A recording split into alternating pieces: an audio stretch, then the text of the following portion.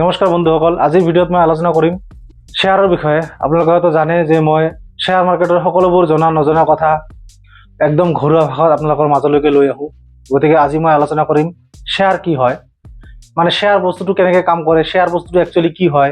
সেইটো যদি আমি নাজানো তেতিয়াহ'লে আমি ষ্টক মাৰ্কেট বা শ্বেয়াৰ মাৰ্কেটত কোনোবা শ্বেয়াৰত পইচা লগাওঁতে আমি ভয় খাই থাকিম যে এইটো কি বস্তু হয়, কেনেকুৱা বস্তু, বা মিউচুৱেল ফাণ্ডত পইচা লগাওঁতেও আমি ভয় খাম। গতিকে আমি প্ৰথমে জানিম শ্বেয়াৰ কি বস্তু হয়। তো শ্বেয়াৰ কি বস্তু হয় সেইটো জনাবৰ কাৰণে মই আপোনাক এটা সৰু এক্সাম্পল দিব লাগিব। এক্সাম্পলটো হ'ল যে যদি আপুনি এটা বিজনেছ কৰিব খোজে আৰু আপোনাৰ হাতত পইচা নাই, মানে কম পইচা আছে বা পইচা একদম নাই, তো আপুনি কেনেকৈ বিজনেছ ষ্টাৰ্ট কৰিব। আপোনাৰ হাতত প্লেনিং আছে, আপুনি গম পায় বিজনেছ কেনেকৈ কৰিব লাগে, আপোনাৰ হাতত সকলো ধৰণৰ মানে বিজনেছৰ যিটো ব্লু প্ৰিণ্ট বুলি কয়, বিজনেছৰ ব্লু প্ৰিণ্ট আছে, কিন্তু বিজনেছ কৰাৰ কাৰণে আপোনাৰ হাতত পইচা নাই। তেতিয়া আপুনি কি কৰিব, হয়তো বেংকৰ পৰা লোন ল'ব আৰু নহ'লে বেলেগ কিবা উপায় বিচাৰিব যিটো উপায়েৰে আপোনাৰ হাতত পইচা আহে আৰু আপুনি বিজনেছ আৰম্ভ কৰে। তো প্ৰথম উপায়টো হ'ল আপুনি বেংকৰ পৰা লোন ল'ব, আৰু ছেকেণ্ড উপায়টো হ'ল আপুনি কাৰোবাৰ পৰা পইচা ধাৰত ল'ব বা কাৰোবাৰ পৰা ইনভেষ্টমেণ্ট ল'ব, যে মই বিজনেছ কৰিম, মোৰ বিজনেছত অলপ পইচা দি বা পইচা লগা। তো প্ৰথম অপশ্যন যিটো আছে বেংকৰ পৰা লোন লোৱাটো, সেইটোত এটা কি প্ৰব্লেম আছে, যদি বেংকৰ পৰা আপুনি বিজনেছ লোন লয় বা পাৰ্চনেল লোন লৈ পেলাই যদি আপুনি বিজনেছ ষ্টাৰ্ট কৰে, তাতে আপুনি বিজনেছ যেতিয়া আপুনি আৰম্ভ কৰিব তাৰ ছেকেণ্ড মাহত বা থাৰ্ড মাহত আপোনাৰ বিজনেছত প্ৰফিট আৰম্ভ হৈ নাযায়। গতিকে আপোনাৰ কাৰণে কি প্ৰব্লেম আহিব, আপুনি যদি বিজনেছ লোন লৈ পেলাই বিজনেছ ষ্টাৰ্ট কৰে তেতিয়াহ'লে আপোনাৰ বিজনেছটো আৰম্ভ কৰাৰ নেক্সট মাহৰ পৰাই আপোনাক বেংকৰ EMI ভৰিব লাগিব। তেতিয়া আপোনাৰ আপুনি বিজনেছত ফ'কাছ কৰিব নে EMI ভৰাত ফ'কাছ কৰিব, তো এটা ডাঙৰ প্ৰব্লেম আহি যাব। কিন্তু ছেকেণ্ড অপশ্যনটো হ'ল আপুনি আপোনাৰ ফেমিলি মেম্বাৰ বা ফ্ৰেণ্ড চাৰ্কেল বা সেনেকুৱা ডাঙৰ ধনী মানুহ যিবিলাক আছে আপোনাৰ গাঁৱত বা আপোনাৰ চহৰত, সেইবিলাক মানুহক আপোনাৰ বিজনেছৰ যিটো আইডিয়া আছে সেই আইডিয়াটো বুজাই পেলাই আপুনি সিহঁতৰ পৰা ফাণ্ডিং বিচাৰিব। ধৰি লওক আপোনাৰ হাতত 5 লাখ টকা আছে, আপোনাক বিজনেছ কৰাৰ কাৰণে 10 লাখ টকা লাগে। তো আপুনি কি কৰিব, আপোনাৰ ব্লু প্ৰিণ্ট বিজনেছৰ যিটো আপোনাৰ আইডিয়া আছে সেই আইডিয়াটো গোটেই প্ৰজেক্টটো আপুনি কিছুমান ধনী মানুহ বা আপোনাৰ ফেমিলি মেম্বাৰ বা আপোনাৰ ফ্ৰেণ্ড চাৰ্কেলৰ মাজত আপোনাৰ বিজনেছৰ আইডিয়াটো বুজাব আৰু হয়তো ক'ব যে মোক অলপ পইচা লাগে। তো পইচাটো আপুনি কেনেকৈ ল'ব, ধৰি লওক 5টা মানুহৰ পৰা আপুনি 1 লাখকৈ 5 লাখ টকা উঠাল, আৰু আপুনি সিহঁতক ক'ল যে মই যেতিয়া বিজনেছ কৰি পেলাই 3-4-5 মাহ বা 6 মাহ পিছত যেতিয়া মোৰ বিজনেছটো ষ্টেবল হৈ পেলাই মোৰ বিজনেছত আৰ্নিং ষ্টাৰ্ট হ'ব, মোৰ বিজনেছত ইনকাম হোৱা ষ্টাৰ্ট হ'ব, তেতিয়া আপোনালোকে লগোৱা পইচাৰ অনুপাতে মই আপোনালোকক মোৰ বিজনেছৰ যিটো লাভ হয় সেই লাভৰ অংশ আপোনালোকৰ মাজত বিতৰণ কৰিম।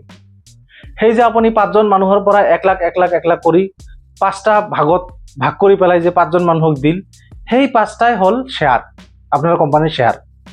টোটেল 10টা শ্বেয়াৰ 1 লাখ কৰি আপুনি 5 লাখ টকাৰে 5টা শ্বেয়াৰ কিনি পেলাই সেই কোম্পানীটোৰ মালিক হ'ল, আৰু 5টা শ্বেয়াৰ আপুনি 5জন মানুহক 1 লাখ কৰি এটা শ্বেয়াৰৰ ভেলু হিচাপে 1 লাখ কৰি 5জন মানুহৰ মাজত বিতৰণ কৰিল। সেই যে 5টা টুকুৰা, সেই 5টা টুকুৰাকে শ্বেয়াৰ বুলি কোৱা হয়। এতিয়া আহিছোঁ মই ডাঙৰ কোম্পানীৰ উদাহৰণলৈকে।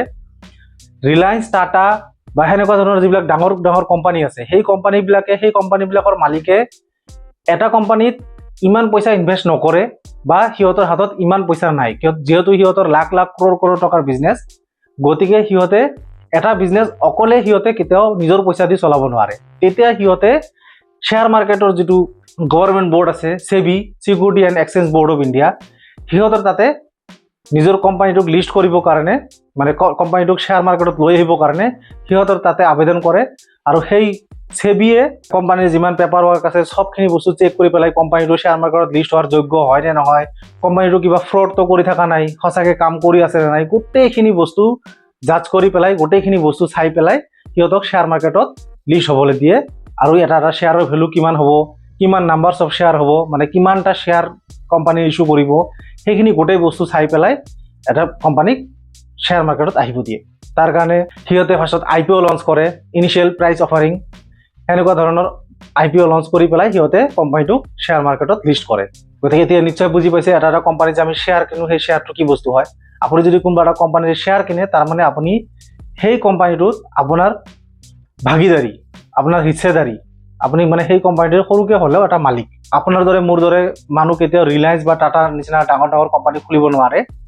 কিন্তু যদি আপোনাৰ হাতত অলপ পইচা আছে, 10,000 আছে, 20,000 আছে, 5,000 আছে, 1 লাখ আছে, 10 লাখ আছে, আপোনালোকে সিহঁতৰ বিজনেছত পইচা লগাই পেলাই মালিকৰ নিচিনাকৈ আৰামছে বহি যাওক, আৰু সিহঁতৰ বিজনেছে কৰা প্ৰফিটৰ পৰা আপুনি নিজৰ প্ৰফিট আৰ্ণ কৰি থাকক, আপুনি নিজৰ ইনকাম কৰি থাকক। তো নিশ্চয় গম পাইছে শ্বেয়াৰ বস্তুটো কি হয়।